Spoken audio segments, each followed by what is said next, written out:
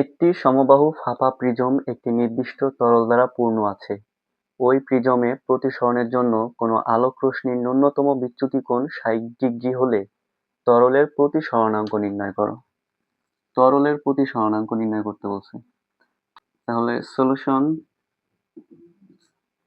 কি কি দেওয়া আছে? প্রিজম কোণ দেওয়া আছে কত ডিগ্রি? 60 ডিগ্রি। লেখো প্রিজম কোণ। প্রিজম কোণ এ সমান 60 ডিগ্রি এবং দেওয়া আছে ন্যূনতম বিচ্যুতি কোণ। ন্যূনতম বিচ্যুতি কোণ ডেল এম। ন্যূনতম বিচ্যুতি কোণ ডেল এম দিয়ে প্রকাশ করে মান দেওয়া আছে 60 ডিগ্রি। তাহলে কি বের করতে হবে? প্রতিসরণাঙ্ক। প্রতিসরণাঙ্করে মিউ দিয়ে প্রকাশ করে এটার মান হচ্ছে আমাদের বের করতে হবে। প্রতিসরণাঙ্করে মিউ দিয়ে প্রকাশ করে এই মিউ এর মান আমাদের বের করতে হবে। তাহলে আমরা জানি মিউ সমান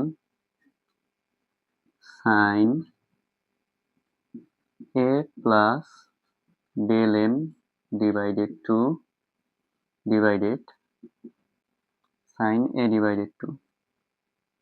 এখন হচ্ছে সবগুলোর মান বসাই দিতে হবে। সাইন এর মান হচ্ছে 60 ডিগ্রি প্লাস ডেল এম এর মান হচ্ছে 60 ডিগ্রি ডিভাইডেড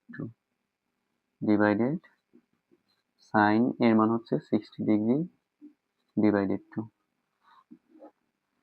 তাহলে 60 ডিগ্রি যোগ করলে হবে 120। 120 কে 2 দিয়ে ভাগ করলে হবে সাইন 60 ডিগ্রি ডিভাইডেড 60 ডিগ্রি 2 দিয়ে ভাগ করলে হবে সাইন 30 ডিগ্রি √3 করলে হবে 1.73